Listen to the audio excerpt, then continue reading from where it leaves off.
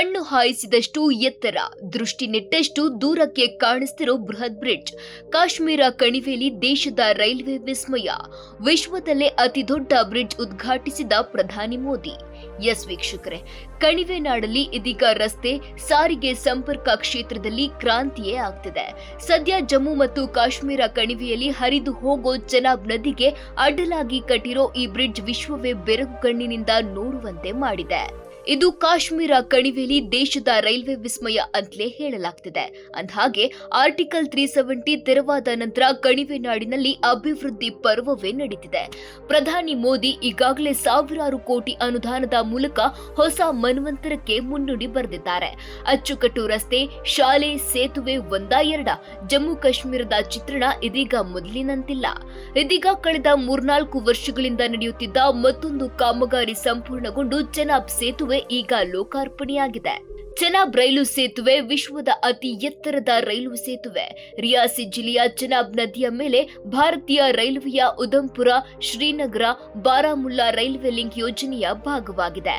ವಿಶ್ವದ ಅತಿ ಎತ್ತರದ ಸಿಂಗಲ್ ಆರ್ಚ್ ರೈಲ್ವೆ ಸೇತುವೆ ಚೆನಾಬ್ ಬ್ರಿಡ್ಜ್ ಅನ್ನ ಪ್ರಧಾನಿ ನರೇಂದ್ರ ಮೋದಿ ವೀಕ್ಷಿಸಿ ಬಳಿಕ ತಿರಂಗ ಹಿಡಿದು ಹೆಜ್ಜೆ ಹಾಕಿ ಸಂತಸಪಟ್ಟರು. ಕಮಾನು ಸೇತುವೆಯು ನದಿಯ ತಳದಿಂದ 1178 ಅಡಿ ಎತ್ತರದಲ್ಲಿದೆ. ಇದು ಐಫೆಲ್ ಟವರ್ಗಿಂತ 35 ಮೀಟರ್ ಎತ್ತರವಾಗಿದೆ. 120 ವರ್ಷಗಳ ಜೀವಿತಾವಧಿ ಹೊಂದಿದೆ. ವಿಶ್ವದ ಅತಿ ಎತ್ತರದ ಬ್ರಿಡ್ಜ್ನ ಸ್ಥಿರತೆ ಮತ್ತು ಸುರಕ್ಷತೆಗೆ ಆದ್ಯತೆ ನೀಡಲಾಗಿದೆ. ಹೀಗಾಗಿಯೇ 1486 ಕೋಟಿ ರೂಪಾಯಿ ಖರ್ಚು ಮಾಡಲಾಗಿದೆ. 359 ಮೀಟರ್ ಎತ್ತರದಲ್ಲಿ ರೈಲ್ವೆ ಪ್ರಯಾಣ ಹೋಗೋದು ಖುಷಿಯ ವಿಚಾರ. ಹಲವು ತಿಂಗಳಿಂದ ಶಾಂತಿ ನೆಲೆಸಿದ್ದ ಕಣಿವೆ ನಾಡಿನಲ್ಲಿ ಉಗ್ರರು ಗುಂಡಿನ ಮಳೆಗೆರೆದಿದ್ರು. ಆನಂತರ ಆಪರೇಷನ್ ಸಿಂಧೂರ ಮೂಲಕ ಉತ್ತರ ಕೊಡಲಾಗಿತ್ತು. ಪಹಲ್ಗಾಮ್ನಲ್ಲಿ ಉಗ್ರರ ದಾಳಿ ಬಳಿಕ ಪ್ರಧಾನಿ ಮೋದಿ ಮೊದಲ ಬಾರಿಗೆ ಕಾಶ್ಮೀರಕ್ಕೆ ಬಂದಿಳಿದಿದ್ದಾರೆ. ಬೃಹತ್ ಅಭಿವೃದ್ಧಿ ಕಾಮಗಾರಿಗೂ ಚಾಲನೆ ನೀಡಿದ್ರು. ಅಂದಹಾಗೆ ಈ ಚೆನಾಬ್ ಬ್ರಿಡ್ಜ್ ಅನ್ನ ಅತ್ಯಂತ ಆಧುನಿಕ ಟೆಕ್ನಾಲಜಿ ಬಳಸಿ ನಿರ್ಮಿಸಲಾಗಿದೆ. ಹೀಗೆ ವಿಶ್ವದ ಅತ್ಯಂತ ಎತ್ತರದ ಚೆನಾಬ್ ಸೇತುವೆ ಇಂಜಿನಿಯರಿಂಗ್ ವಿಸ್ಮಯಕ್ಕೆ ನಿದರ್ಶನವಾಗಿದೆ. ಕಾಶ್ಮೀರಕ್ಕೆ ದೇಶದ ಇತರ ಭಾಗದೊಂದಿಗೆ ರೈಲು ಸಂಪರ್ಕ ಸಾಧ್ಯವಾಗಿಸುತ್ತಿದೆ. ಹೇಳಿ ಕೇಳಿ ಕಾಶ್ಮೀರ ಕಣಿವೆಯಲ್ಲಿ ಉಗ್ರರು ದಾಳಿಗೆ ಸ್ಕೆಚ್ ಹಾಕ್ತಾನೆ ಇರ್ತಾರೆ. ಆಗೊಂದು ಈಗೊಂದು ಅನಾಹುತ ಸಂಭವಿಸ್ತಾನೆ ಇರ್ತವೆ. ಆದ್ರೆ ವೀಕ್ಷಕರೇ, ಚೆನಾಬ್ ಬ್ರಿಡ್ಜ್ ವಿಶ್ವದ ಅತಿ ಎತ್ತರದ ರೈಲ್ವೆ ಸೇತುವೆ ಎಂಬ ಹೆಗ್ಗಳಿಕೆ ಪಡೆದಿದೆ. ಇಲ್ಲಿ ಯಾವುದೇ ಅನಾಹುತ ಸಂಭವಿಸಲ್ಲ ಅಂತಲ್ಲ, ಅನೇಕ ಸವಾಲುಗಳನ್ನು ಎದುರಿಸೋ ನಿಟ್ಟಿನಲ್ಲಿ ಲೆಕ್ಕ ಹಾಕಿ ಬ್ರಿಡ್ಜ್ ನಿರ್ಮಾಣ ಮಾಡಲಾಗಿದೆ.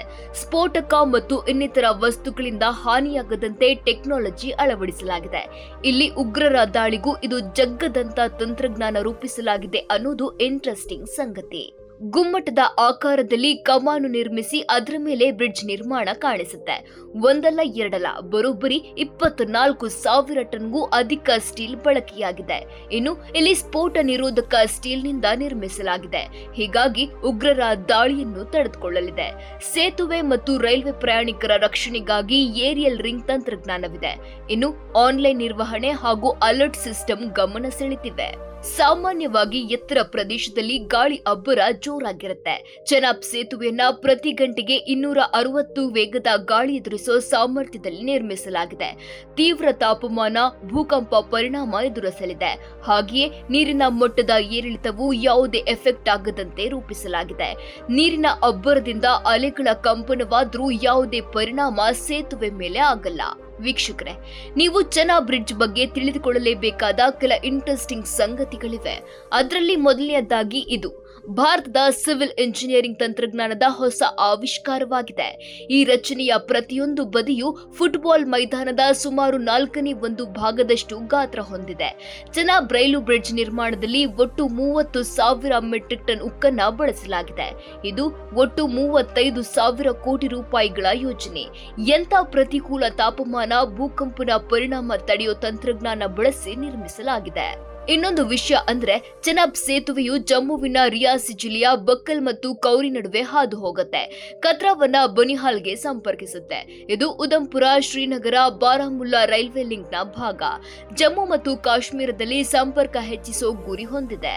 ಚೆನಾಬ್ ಸೇತುವೆ ಮಾರ್ಗ ವೈಷ್ಣೋದೇವಿ ಪುಣ್ಯಕ್ಷೇತ್ರಕ್ಕೆ ಹೊಸ ರಹದಾರಿಯಾಗಿದೆ. ರಿಯಾಸಿ ಜಿಲ್ಲೆಯ ಪ್ರವಾಸೋದ್ಯಮದಲ್ಲಿ ಭಾರಿ ಬದಲಾವಣೆ ತರಲಿದೆ. ವೈಷ್ಣೋದೇವಿ ಭಕ್ತರಿಗೆ ಅನುಕೂಲವಾಗುವಂತೆ ರೈಲು ಸಂಚಾರ ಇರಲಿದೆ. ಇನ್ನು ಕೊಂಕಣ ರೈಲ್ವೆ ಈ ಯೋಜನೆಯ ನಿರ್ಮಾಣದ ಜವಾಬ್ದಾರಿ ವಹಿಸಿತ್ತು. ಉಧಂಪುರ, ಶ್ರೀನಗರ, ಬಾರಾಮುಲ್ಲಾ ರೈಲ್ವೆ ಸಂಪರ್ಕದ ಯೋಜನೆಯ ಒಂದು ಭಾಗವಾಗಿತ್ತು. ಈ ರೂಟ್ನಲ್ಲಿ ಉಧಂಪುರ, ಕಾತ್ರಾ ಸೆಕ್ಷನ್ ಒಳಗೊಂಡಿದೆ. ಇನ್ನು ಬನ್ನಿಹಾಳ್, ಕ್ವಾಜಿಗುಂಡ್ 18 ಕಿಲೋಮೀಟರ್ ಅಂತರವಿದೆ. ಇನ್ನೊಂದೆಡೆ ಕ್ವಾಜಿಗುಂಡ್ ಬಾರಾಮುಲ್ಲಾ ವಿಭಾಗ ಈಗಾಗಲೇ ನಿರ್ಮಿಸಲಾಗಿದೆ. ಇದಿಷ್ಟೇ ಅಲ್ಲದೆ ಮುಂದಿನ ಯೋಜನೆಯಲ್ಲಿ ಸೇತುವೆ ಮೇಲೆ ಹೆಲಿಪ್ಯಾಡ್ ನಿರ್ಮಾಣದ ಪ್ಲಾನ್ ಇದೆ. ಇದರಿಂದ ಭಕ್ತರಿಗೆ ಸಾಕಷ್ಟು ಅನುಕೂಲವಾಗಲಿದೆ. ಚೆನಾಬ್ ಸೇತುವೆ ಕೇವಲ ಒಂದು ರೈಲ್ವೆ ಮಾರ್ಗವಾಗಿರದೆ ಮುಂದಿನ ದಿನಗಳಲ್ಲಿ ಪ್ರವಾಸಿ ತಾಣವಾಗಿ ಅಭಿವೃದ್ಧಿಪಡಿಸಲು ಕೇಂದ್ರ ಸರ್ಕಾರ ನಿರ್ಧರಿಸಿದೆ. ಜಮ್ಮು ಮತ್ತು ಕಾಶ್ಮೀರದ ಜನರಿಗೆ ಚೆನಾಬ್ ಸೇತುವೆ ಓಪನ್ ಆಗಿರೋದು ದೊಡ್ಡ ವರವಾಗಿದೆ.